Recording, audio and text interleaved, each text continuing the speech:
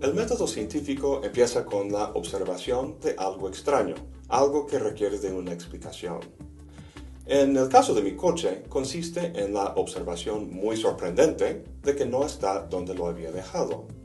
Es sorprendente porque lo que ves no concuerda, no encaja con tus creencias y por tanto con tus expectativas. Si nada nunca te sorprendiera, significaría que cuentas con creencias certeras sobre el mundo y que no hace falta investigar. Bueno, siendo este el primer paso, es importante asegurar que lo que observas sea real y no una alucinación o imaginación tuya. Imagínate que viste lo que te pareció ser un fantasma. Es muy probable que fue una ilusión óptica producida por las condiciones de luz o incluso por tu ferviente deseo de volver a ver a tu madre que falleció hace poco. A lo que voy es que es importante eliminar factores subjetivos e idiosincrásicos, porque el método científico funciona solo para fenómenos objetivos que no dependan únicamente de nuestra imaginación u otros factores subjetivos. Los fenómenos observados, entonces, tienen que ser públicamente accesibles, tienen que poder reproducirse para que otros experimenten el mismo fenómeno. Si personas independientes vieron en distintos momentos ese fenómeno que viste tú, entonces puede que haya algo objetivo ahí que se puede investigar. Otra cuestión relacionada con este tema es, ¿qué es lo que hace que un fenómeno sea extraño? ¿Qué tipo de fenómeno requiere de explicación? Imagínate que en una fiesta conoces a alguien que comparte tu fecha de nacimiento, o que de viaje en otro país te topas con un amigo de tu juventud. Si te pones a buscar una explicación para esos sucesos, no lo vas a encontrar porque este tipo de acontecimiento es producto del puro azar. Son coincidencias. Si tiras una moneda 100 veces y cae 48 veces sol y 52 veces águila, ¿vas a buscar una razón para ello? No, es el resultado estadístico del azar. Entonces, tenemos que ese fenómeno que quieres explicar tiene que ser uno que otros pueden observar y que no sea una mera coincidencia. Con la observación en la mano procedemos al segundo paso, la formación de una hipótesis. Esta es la parte más difícil del razonamiento científico porque básicamente tenemos que adivinar la explicación del fenómeno extraño. La ciencia no proporciona ningún método para generar hipótesis, ni tampoco nos puede decir de antemano, entre las hipótesis que tengamos, cuál sea la correcta. Solo puede probar hipótesis. Es su única función. Entonces, ¿cómo explico la ausencia de mi coche? El problema de formular una hipótesis es que muchas veces varias hipótesis son consistentes con lo que hemos observado. Se me ocurren los siguientes escenarios. 1. Alguien lo robó. 2. La grúa del tránsito del estado lo llevó. 3. No puse el freno de mano y se rodó hacia el final de la calle. 4. Un ovni lo raptó. Ahora bien, ¿cómo escojo la hipótesis que voy a probar? Podría probar todas, pero prefiero ahorrarme tiempo y empezar al menos con la más probable. ¿Hay algún criterio de selección que puedo usar? Sí, hay dos. Lo que se llama la navaja de Occam y evidencia experimental. Guillermo de Ockham fue un filósofo del siglo XIV que dijo, como vemos en este texto medieval, pluralitas non est ponenda sine necessitate. Es decir, la pluralidad no se debe postular sin necesidad. En otras palabras, las hipótesis más sencillas, es decir, menos complicadas y rebuscadas, tienden a ser las correctas. No es siempre así, pero metodológicamente conviene proceder de esta manera. Ahora bien, las primeras 3 hipótesis en mi lista se me ocurrieron porque son consistentes con mi experiencia. Conozco gente cuyos coches han sido robados, he visto grúas llevar coches y he tenido la experiencia de ver mi propio coche rodándose porque no puse el freno de mano. Estas hipótesis son sencillas porque no requieren de suposiciones fuera de mi experiencia o en contra de las leyes de la física.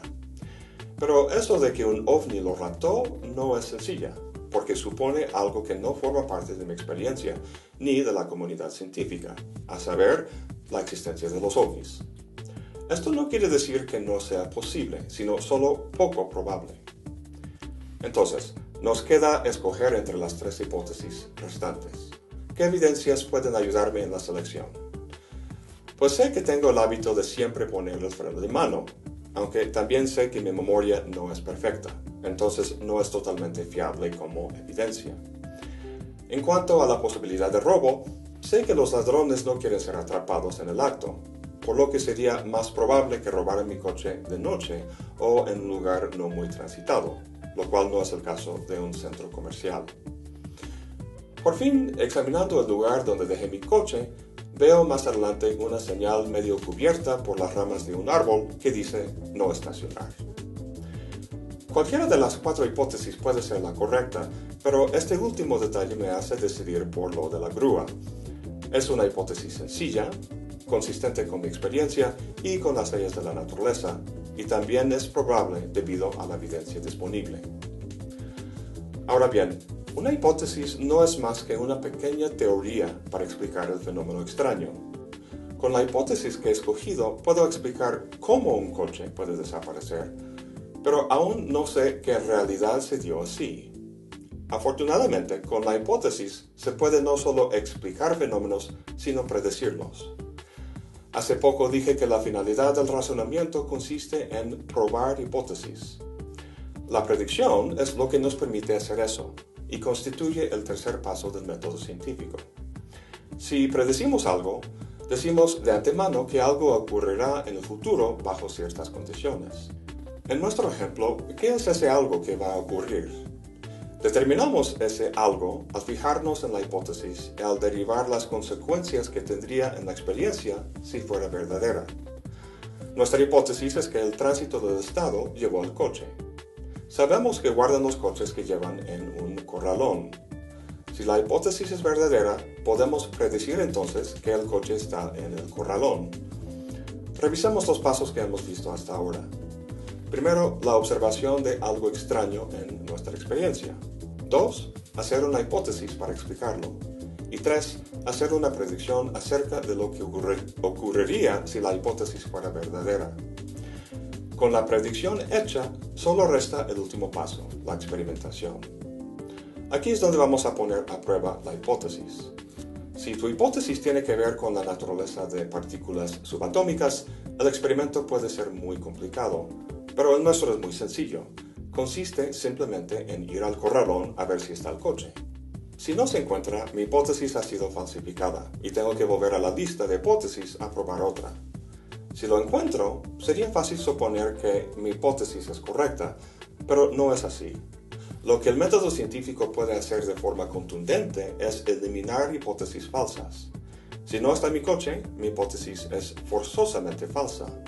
Si encuentro mi coche en el corralón, su presencia ahí fortalece mi hipótesis, la hace muy probable, pero aún así es posible que un ovni lo haya raptado y que lo haya depositado ahí en el corralón. Los científicos aceptan con confianza hipótesis que hayan sido probadas y no falsificadas, pero al mismo tiempo reconocen que toda hipótesis, toda teoría, es provisional porque puede surgir evidencia en el futuro que lo falsifique. A pesar de la sencillez de este ejemplo de mi coche, ilustra los pasos básicos del razonamiento científico. Sin embargo, hay fenómenos mucho más complicados. Por ejemplo, si un tratamiento médico realmente cura lo que pretende curar.